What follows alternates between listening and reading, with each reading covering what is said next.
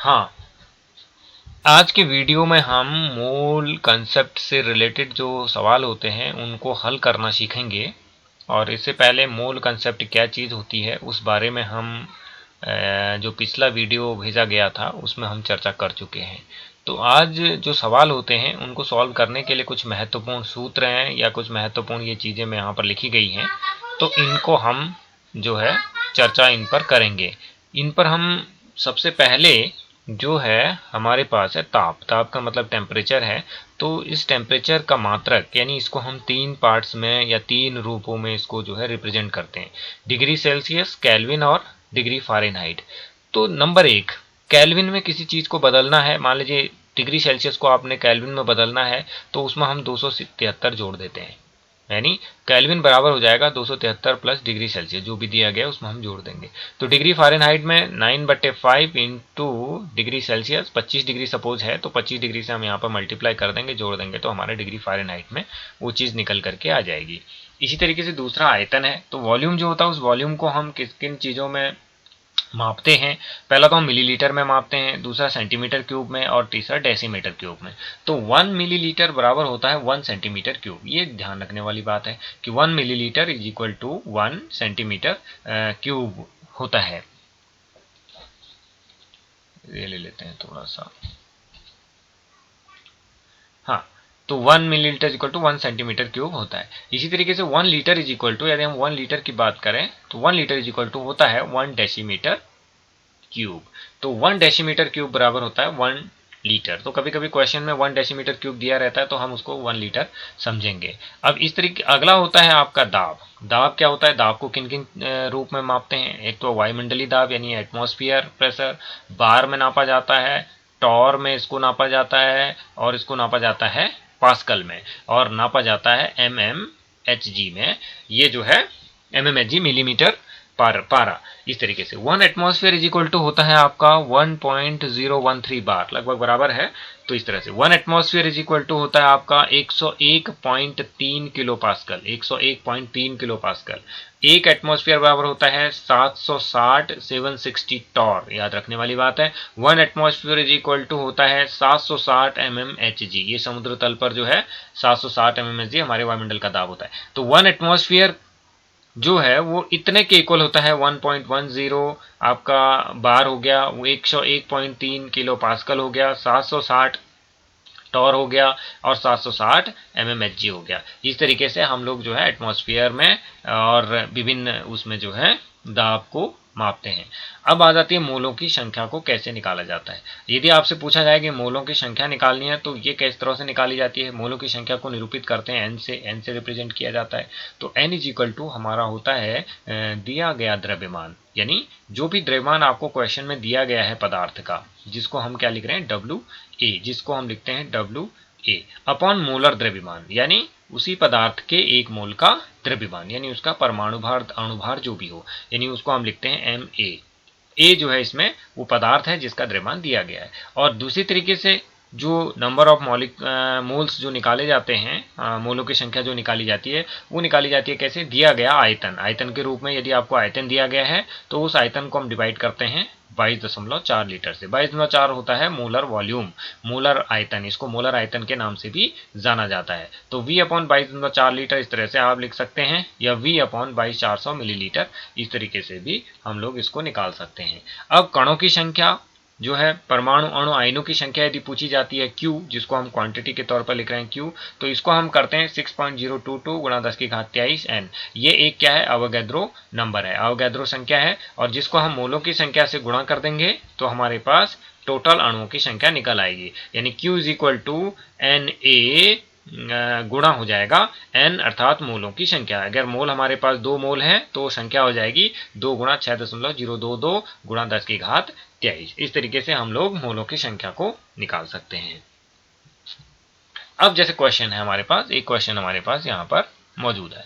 34 ग्राम NH3 हमको दिया गया। 34 ग्राम NH3 में हमको निकालना है हाइड्रोजन का द्रव्यमान निकालना है। तो ये जरा क्वेश्चन है पूरा ध्यान से देखेंगे। 34 ग्राम में द्रव्यमान निकालना हाइड्रोजन का, या हाइड्रोजन का निकालने के लिए पूछा जाए या नाइट्रोजन का निकालने के लिए पूछा जाए, तो हमको मोलों की संख्या यहाँ पर ज्ञात करनी पड़ेगी। तो हमने इसको कैसे सॉल्व किया है, इसको किस तरीके से हल किया गया है, यानी हमने लिखा है कि 34 ग्राम NH3 में मोलों की संख्या क्या हो जाएगी, मोलों की संख्या जो N है उसका हमारे पास फॉर्मूला है कि दिया गया द्रव्यमान जो है बट्टे मोलर द्रव्यमान। दिया गया द्रव्यमान कितना है, 34 ग्राम। द्रव्यमान को ग्राम में नापते हैं तो 34 ग्राम। तो हमारे पास n जो है यहाँ पर वो n क्या हो जाएगा, 34 बट्टे 14 धन 3 क्या हुआ, ये NH3 का मोलर द्रव्यमान हो गया। 14 धन 3 बराबर 17 ग्राम प्रति मोल, एक मोल का द्रव्यमान इसका जो है मोलर द्रव्यमान हो गया। तो हमारे पास 34 बट्टे कितना हो जाएगा, ये 17, 34 बट्टे 17 बराबर कितना आ जाएगा, 2 मोल। अर्थात हमारे पास 34 ग्राम NH3 में मोलों की संख्या कितनी है, 2 है। तो अब देखेंगे आप एक अणु NH3 मतलब NH3 का ये एक अणु है, ये एक अणु में हाइड्रोजन परमाणु की संख्या कितनी है, इसमें है 3 परमाणु। दिख रहे हैं आपको, फॉर्मूले से ही दिखाई दे रहा है, ये इसके फॉर्मूले से दिखाई दे रहा है NH3, इसमें 3 आपके क्या है, ये जो 3 है ये हाइड्रोजन परमाणुओं की संख्या है। अब हमारे पास एक अणु में था, तो अब हम बात कर लेते हैं 2 मोल। तो 2 मोल NH3 में हाइड्रोजन परमाणु की संख्या कितनी हो जाएगी, 2 गुणा 3, 6 मोल, 2 गुणा 3 हो जाएगा, यानी 6 मोल हमारे पास संख्या हो जाएगी। इसकी टोटल संख्या कितनी हो जाएगी, 6 मोल हो जाएगी। अब हाइड्रोजन का जो द्रव्यमान हम निकालना चाहेंगे, यहाँ पर हाइड्रोजन का मोलर द्रव्यमान हमको मालूम होता है, वो होता है 1 ग्राम। हाइड्रोजन का मोलर द्रव्यमान कितना होता है, 1 ग्राम, अर्थात 1 मोल हाइड्रोजन परमाणुओं का द्रव्यमान। अब हमको मालूम यहाँ से पता चल गया कि 1 मोल हाइड्रोजन परमाणु का द्रव्यमान कितना होता है, वो होता है 1 ग्राम। तो हमने आगे क्या लिखा, 1 मोल हाइड्रोजन परमाणु का द्रव्यमान कितना हो गया, 1 मोल। कितना हो गया, 1 मोल। अब 6 मोल हाइड्रोजन परमाणु का द्रव्यमान कितना हो जाएगा, क्योंकि हमारे पास NH3 के यानी कितने मतलब हाइड्रोजन के कितने मोल थे, यहाँ पर 2 मोल हाइड्रोजन में परमाणु की संख्या कितनी थी, 6 मोल, अर्थात 6 गुणा 6.022 गुणा 10 की घात 23 इतना। तो हमारे पास 1 मोल हाइड्रोजन परमाणु का द्रव्यमान 1 ग्राम है, तो 6 मोल हाइड्रोजन परमाणु का द्रव्यमान कितना हो जाएगा, 6 ग्राम। तो इस तरीके से हम इसको निकाल सकते हैं। शॉर्ट तरीके से ऐसे निकाल सकते हैं, मोलों की संख्या हमको चाहिए, किसी भी पदार्थ की मोलों की संख्या कैसे निकाली जाती है, WA बट्टे MA। अब यहाँ पर मोल हमको दे रखे हैं 6, तो हमने इसको लिखा 6 बराबर WA बट्टे 1। तो WA इज इक्वल टू कितना हो जाएगा, 6 गुणा 1, यानी यहाँ से हमने इसको मल्टीप्लाई कर दिया 6 ग्राम। इस तरीके से भी निकाल सकते हैं और इस तरीके से भी हम इसको निकाल सकते हैं। तो ये बहुत सिंपल सा सवाल था कि मोलों की संख्या में आपको नाइट्रोजन का भी पूछा जा सकता है, तो इसी तरह से हम नाइट्रोजन का भी निकाल सकते हैं। नाइट्रोजन का कैसे निकालेंगे, हम एक अणु नाइट्रोजन NH3 में नाइट्रोजन परमाणु की संख्या कितनी हो जाएगी, 1। इसमें 1 ही दिखाई दे रहा है आपको, ये 1 है, 1 नाइट्रोजन दिखाई दे रहा है इसमें 1, तो इसलिए इसमें जो है इसका द्रव्यमान कितना हो जाएगा, उसी हिसाब से हम यहाँ पर इसको कैलकुलेट कर सकते हैं। अब है मोल कंसेप्ट एंड केमिकल रिएक्शन। अब कोई केमिकल रिएक्शन आपको दिया गया है, उसमें मोल कंसेप्ट कैसे लगाया जाता है। तो अब आप देखेंगे इसमें क्या है कि भाई कोई रासायनिक अभिक्रिया है, उसमें मोलों की संख्या को कैसे निकाला जाता है या क्या उसको लगाया जाता है, किस तरीके से उसको किया जाता है, इस पर हम बात करेंगे। तो हम आगे चलते हैं। हमने लिखा है कि किसी रासायनिक अभिक्रिया में अभिकारकों के मोलों तथा स्टोइकियोमेट्री गुणांकों का अनुपात उत्पादों के मोलों तथा स्टोइकियोमेट्री गुणांकों के अनुपात के बराबर होता है। ये बड़ा इंपॉर्टेंट पॉइंट है, इसको अभी समझेंगे हम आगे। किसी रासायनिक अभिक्रिया में अभिकारकों के मोलों तथा स्टोइकियोमेट्री गुणांकों का अनुपात उत्पादों के मोलों तथा स्टोइकियोमेट्री गुणांकों के अनुपात के बराबर होता है। आइए इसको इस रासायनिक अभिक्रिया के जरिए हम समझते हैं। ये जो रासायनिक अभिक्रिया आपको नजर आ रही है, इसमें लिखा है AA धन BB इज इक्वल टू इस तरह से CC और D। इस तरीके से एक रासायनिक अभिक्रिया यहाँ पे दी गई है। अब इसमें क्या दिया गया है, ये दिए गए हैं A, B, C और D। ये जो स्मॉल में दिए गए हैं, A है, स्मॉल में इसको निरूपित किया गया है, C और D। ये क्या है, A, B, C, D के स्टोइकियोमेट्री गुणांक है। मतलब क्या है कि जो ये अभिकारक A है, इसका स्टोइकियोमेट्री गुणांक इसके आगे होगा। ये B है, इसका स्टोइकियोमेट्री गुणांक इसके आगे होगा। इसका C है, इसका स्टोइकियोमेट्री गुणांक जो है C होगा। ये D है, इसका स्टोइकियोमेट्री गुणांक D होगा। यदि हम लिखें जैसे N2 + 3H2 = 2NH3 लिख रहे हैं आप, जैसे हम ऐसे लिखते हैं, ये हमारे पास कोई समीकरण है, N2 इस तरह से प्लस हम लिखते हैं इसको 3NH3 या 2NH3 NH3 लिखते हैं। मान लीजिए हम H लिखते हैं, H2 लिखते हैं, सपोज H2 हमने लिखा और यहाँ पर हमारा ये निकल करके आता है NH3 निकल करके आता है। इसको हम बैलेंस कर लेंगे। जब हम इसको बैलेंस करते हैं अमोनिया NH3 समझ लीजिए, तो N2 और NH3 यानी हम इसको 2 से करते हैं यहाँ पे, और इसको भी हम जो है 2 से करते हैं, 3 दूना 6 यानी इसको हम 3 से करते हैं। ये हमारे पास एक समीकरण निकल करके आता है, आपको स्पष्ट दिखाई दे रहा होगा। तो इस समीकरण के अंदर N2 का स्टोइकियोमेट्रिक गुणांक है 1, इसके आगे कुछ नहीं है तो 1 है। इसका H2 का स्टोइकियोमेट्रिक गुणांक है 3 और NH3 का स्टोइकियोमेट्रिक गुणांक है 2। NH3 का स्टोइकियोमेट्रिक गुणांक कितना है? 2। ये रासायनिक अभिक्रिया में इस हिसाब से हमको नजर आ रहा है, यानी N2 का जो स्टोइकियोमेट्रिक गुणांक है वो 1 है, H2 का स्टोइकियोमेट्रिक गुणांक है वो 3 है, और नाइट्रोजन का NH3 का जो स्टोइकियोमेट्रिक गुणांक है वो 2 है। इस तरीके से स्टोइकियोमेट्रिक गुणांक होते हैं। अब जो मोल कंसेप्ट लगता है, मोल कंसेप्ट कैसे लगता है? Na, जो Na है वो A के मोलों की संख्या है। किसके मोलों की संख्या है? इसके मोलों की संख्या। तो Na बट्टे A यानी Na बट्टे A बराबर होगा NB बट्टे B, यानी ये NB किसके मोल है? B के मोल है बट्टे B। इसी तरह से NC बट्टे C ND बट्टे D। इसी तरीके से अगर इसके हिसाब से लगाया जाएगा तो नाइट्रोजन के मोलों की संख्या बट्टे नाइट्रोजन का स्टोइकियोमेट्रिक गुणांक बराबर हाइड्रोजन के मोलों की संख्या बट्टे हाइड्रोजन का स्टोइकियोमेट्रिक गुणांक बराबर होगा, और बराबर हो जाएगा ये आपका NH3 के मोलों की संख्या बट्टे इसका स्टोइकियोमेट्रिक गुणांक। तो इसमें स्पष्ट लिखा है कि Na NB NC ND है ये, ND A B C D के मोल हैं। तो इस तरीके से हम लोग इसको आप जो है समझ गए होंगे स्टोइकियोमेट्रिक गुणांक। Na मतलब इसके मोलों की संख्या बट्टे A, इसके मोलों की संख्या बट्टे B, इसके मोलों की संख्या बट्टे C, इसके मोलों की संख्या बट्टे D। D क्या है? ये जो स्मॉल में लिए गए हैं A B C D, ये स्टोइकियोमेट्रिक गुणांक है। तो इस तरह से एक फॉर्मूला हमारा यहाँ पर बनकर आता है। आगे इसको एग्जाम्पल में देखते हैं। अब देखिए यहाँ पर क्वेश्चन हमको स्पष्ट है। क्वेश्चन दिया गया है कि 245 ग्राम पोटेशियम क्लोरेट को गर्म करने पर कितना ऑक्सीजन गैस प्राप्त होगी। हमको ऑक्सीजन गैस की मात्रा यहाँ पर निकालनी है। अब पोटेशियम क्लोरेट का फॉर्मूला होता है KClO3। तो हम आगे देखते हैं इसमें इस तरह से इस सवाल को सॉल्व कर पाएंगे कि इसमें क्या है कि हमने सबसे पहले इसका क्या किया, एक बैलेंस इक्वेशन लिखा। एक जो है ये इसका क्या है? बैलेंस इक्वेशन है। ये इसका बैलेंस इक्वेशन यहाँ पर दिया गया क्या है? 2KClO3 को गर्म किया गया तो इसने बनाया 2KCl और प्लस 3O2, 2KClO3 यानी 2 जो KClO3 का स्टोइकियोमेट्रिक गुणांक है ये क्या है? 2। ये है इसका स्टोइकियोमेट्रिक गुणांक, SC में इसको लिख रहा हूं, ये इसका स्टोइकियोमेट्रिक गुणांक है 2। KCl का स्टोइकियोमेट्रिक गुणांक है, इसको मैं SC लिख रहा हूं, स्टोइकियोमेट्रिक कोफिशिएंट इसको अंग्रेजी में बोलते हैं, स्टोइकियोमेट्रिक कोफिशिएंट। ऑक्सीजन का स्टोइकियोमेट्रिक कोफिशिएंट कितना है? वो है 3, SC मैंने इसको लिख दिया, यानी SC का मतलब क्या है? Stoichiometric coefficient.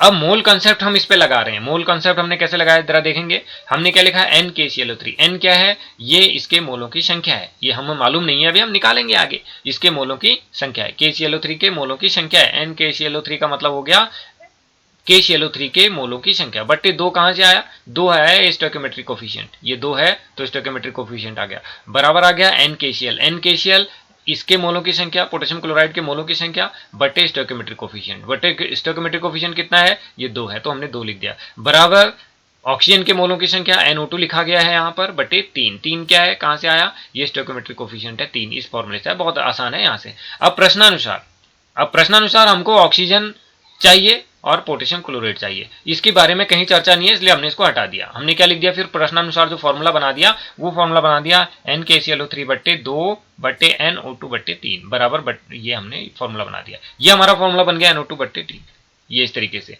अब हमें जो है अब क्या चाहिए आपको, यानी हम यहां से इसके मोलों की संख्या प्राप्त कर लेंगे तो हमें इसकी मात्रा भी प्राप्त हो जाएगी। तो हमको ग्राम में दिया गया तो हम पोटेशियम क्लोराइड के मोलों की संख्या को निकालेंगे। पोटेशियम क्लोराइड के मोलों की संख्या कैसे निकलेगी? यहां पर हमने क्या किया? 245 बटे 122.5 कर दिया, यानी इसके मोलों की संख्या किससे निकली? इस फॉर्मूले से निकली, यानी small n is equal to हमारे पास जो फॉर्मूला बना वो कौन सा फॉर्मूला बना? WA, अभी जिसके हम बात कर रहे थे, अभी आप आगे WA हम कह रहे थे बटे हम कह रहे थे MA, WA बटे MA। ये क्या है? यानी दिया गया द्रव्यमान, A कोई पदार्थ है, उस पदार्थ का दिया गया द्रव्यमान बटे उस पदार्थ का अणुभार या मोलर द्रव्यमान। तो हमने ऐसे निकाला, पदार्थ का जो भार हमको दिया गया था वो कितना दिया गया था? 245 ग्राम। कितना दिया गया था? 245 ग्राम। हमने KClO3 का मोलर द्रव्यमान पता कर लिया, यानी 39, पोटेशियम का 39 हो गया,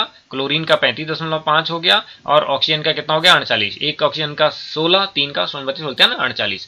तो इनको हमने जोड़ा तो 122.5 ग्राम प्रति मोल आ गया। अब यहां पर से हमने क्या किया, 245 ग्राम, ये किसमें दिया गया था, यहां पर ग्राम में दिया गया था, किसमें, इसको आपने ग्राम में दिया, ये ग्राम में था, और नीचे था ग्राम प्रति मोल, नीचे क्या था, यहां पर था ग्राम प्रति मोल, ग्राम प्रति मोल, ग्राम प्रति मोल हमने रखा तो ग्राम से ये ग्राम कैंसिल हो गया, बच गया हमारा पास मोल, और ये इसे ठीक 2 बार आपका जो है कट गया, ये इसे ठीक 2 बार कट गया तो हमारे पास क्या आ गया, 2 मोल आ गया। ये कितना आया, 2 मोल आया। अब 2 मोल भी प्राप्त हो गया आपको, यानी NaClO3 प्राप्त हो गया। तो यहां पर फॉर्मूले में क्या आ गया, 2/2 आ गया, समझ के आगे 2/2 आ गया, ये N फॉर्मूले में क्या आ गया, 2/2। NO2 3, O2 के मोल हमको चाहिए तो हम यहां से O2 के मोल बड़े आसानी से निकाल सकते हैं। तो NO2 के मोल कितने आ गए, 3 मोल आ गए। कैसे आ गए, 2 इसको आपने काट दिया, इसको और इसको, ये आ गया 1, तो आपने ऐसे इस तरह से गुणा कर दिया तो कितना आ गया, NO2 = 3 आ गया। तो NO2 3 आ गया। अब NO2, अब हमने इसका क्या निकालना है, इसको ग्राम में प्राप्त करना है कि ऑक्सीजन कितना आपको यहां पर प्राप्त होगी, है ना, ऑक्सीजन आपको कितने ग्राम में, कितना ग्राम लिखा गया है यहां पर, तो हमको ग्राम में ही व्यक्त करना है। तो हमने क्या किया, हमने मोलों की संख्या वाला फॉर्मूला लगाया, मोलों की संख्या वाला यानी NO2 ऑक्सीजन के मोलों की संख्या बटे WO2 ऑक्सीजन का दिया गया द्रव्यमान बटे ऑक्सीजन का मोलर द्रव्यमान। अब ऑक्सीजन का जो मोल, ये जो द्रव्यमान है ये तो हमको निकालना है, WO2 आपको निकालना है ग्राम में, आपने ये ग्राम में जो यहाँ दे रखा है इसको आपने निकालना है, WO2 को आपने निकालना है। तो WO2 को निकालने के लिए आपने क्या किया, ये फॉर्मूला रख दिया। MO2 आपको मालूम है, ऑक्सीजन का जो मोलर द्रव्यमान होता है वो कितना हो गया, 32, एक ऑक्सीजन का 16 हो गया, तो ये O2 है, हम गैस की बात कर रहे हैं यहाँ पर, O2 है तो 2 ऑक्सीजन है तो 32 हो गया। तो हमारे पास WO2 कैसे, आपने यहाँ 1 मान लिया और इसको आपने इधर मल्टीप्लाई किया ऐसे, और इधर आपने इसको ऐसे मल्टीप्लाई किया, तो WO2 बराबर क्या आ जाएगा आपका, WO2 बराबर आ जाएगा NO2 गुणा MO2, NO2 गुणा MO2 यानी 3 गुणा 32, 3 गुणा 32, इसको आपने मल्टीप्लाई किया तो ये आ गया 96 ग्राम, ये आपका आंसर हो गया, ये आपका क्या हो गया, आंसर हो गया। अब इसी क्वेश्चन में यदि वो पूछता कि कितना लीटर, क्या पूछ लेता यहां पे, कितना लीटर पूछ लेता, सपोज यहां पे क्वेश्चन आ जाता कि कितना लीटर ऑक्सीजन प्राप्त होगा, कितना लीटर ऑक्सीजन प्राप्त होगा, तो आप क्या करते, मोल तो आपको मिल ही गए थे यहां पर, तो यहां पर 1 मोल का मतलब कितना होता है, 1 मोल गैस का आयतन होता है कितना, 22.4 लीटर, कितना होता है 22.4 लीटर, कितना 22.4 लीटर। 1 मोल जो गैस होती है उसका एनटीपी पर पूछता, जब भी पूछेगा इसको किस पर पूछेगा, एनटीपी, एनटीपी या एसटीपी, किस पर पूछेगा, एनटीपी या एसटीपी, एनटीपी या एसटीपी पर पूछेगा, एनटीपी या एसटीपी पर 1 मोल गैस का आयतन होता है 22.4 लीटर, तो 3 मोल गैस का आयतन कितना हो जाएगा, 22.4 गुणा 3, इसको हम गुणा कर लेंगे, इतना लीटर हमारे पास ऑक्सीजन यहां पर प्राप्त होगा। तो इसी क्वेश्चन को 2 रूपों में आप लिख सकते हैं, 2 रूपों में बना सकते हैं। एक रूप तो आपने ग्राम में व्यक्त कर दिया और दूसरा रूप आपने इसको लीटर में व्यक्त कर दिया, तो इसमें बहुत सारे फॉर्मूले लगे, इस तरीके से हमारा ये क्वेश्चन आपका बनेगा। अब ये क्वेश्चन है हमारे पास ये वाला, मोलों की संख्या ज्ञात कीजिए। इसमें मोलों की संख्या ज्ञात करनी है, 224 ग्राम आयरन में मोलों की संख्या ज्ञात करनी है, इतना ये 22.4 गुणा 10 की घात ऑक्सीजन परमाणु में मोलों की संख्या ज्ञात करनी है, 45.4 लीटर नियोन गैस में मोलों की संख्या ज्ञात करनी है। तो पहला क्वेश्चन क्या है, मोलों की संख्या के लिए क के लिए किस तरह से इसको सॉल्व किया गया, देखो मोलों की संख्या बराबर होता है दिया गया द्रव्यमान बटे मोलर द्रव्यमान, ये हो गया। तो n कितना है, n WA बटे MA, WA कितना है 200, ये दिया गया द्रव्यमान 224 बटे इसका जो है आयरन का, आयरन Fe है इसमें, तो Fe का कितना होता है 56 होता है, यहाँ दिया गया 56, तो ये कितना हो जाएगा बटे 56 बराबर 4 मोल आ गया। तो इस तरीके से आंसर निकल गया। दूसरा क्या है, दूसरा हमको परमाणु की संख्या चाहिए, यहाँ पर क्या चाहिए, इतने ये जो है आपको परमाणु मोलों की संख्या चाहिए, तो इस पर मोल चाहिए, आपको संख्या दे रखी है इतनी संख्या दे रखी है, तो Q बराबर हमारे पास होता है n गुणा Na, n गुणा Na होता है 6.002, तो यहां पर मोलों की संख्या कैसे निकली, n बराबर हो गया हमारे पास Q बटे Na, Q बटे Na, Q क्या है, ये संख्या है, ये संख्या दे रखी है आपको पहले, इतने परमाणु ऑक्सीजन, इसको मोल में बदलना है। तो मोल में बदलने के लिए जैसे आपको पूछा जाए 24 केले कितने दर्जन हो गए, 2 दर्जन, यानी 24 बट्टे 12, ठीक उसी प्रकार से हमने क्या किया, जो संख्या दी थी उसको हमने जो है 1 मोल में जो जितनी संख्या होती है उसे डिवाइड कर दिया, आंसर आ गया 20 मोल। तीसरा मोलों की संख्या, फिर उसी तरीके से मोलों की संख्या n बराबर कितना है, V अपॉन 22.4 लीटर। ये फॉर्मूला अभी आगे बताया था। तो n बराबर कितना है आपके पास, n आपको निकालना है, और आपके पास दिया गया आयतन, V क्या है, दिया गया आयतन, आयतन कितना दिया गया, 45.4 लीटर, यहाँ पे दिया गया 45.4 लीटर बटे 22.4 लीटर से आपने इसको डिवाइड कर दिया, कितना आया आंसर, 2 मोल। तो इस तरीके से जो है आप इन क्वेश्चंस को करेंगे। Thank you.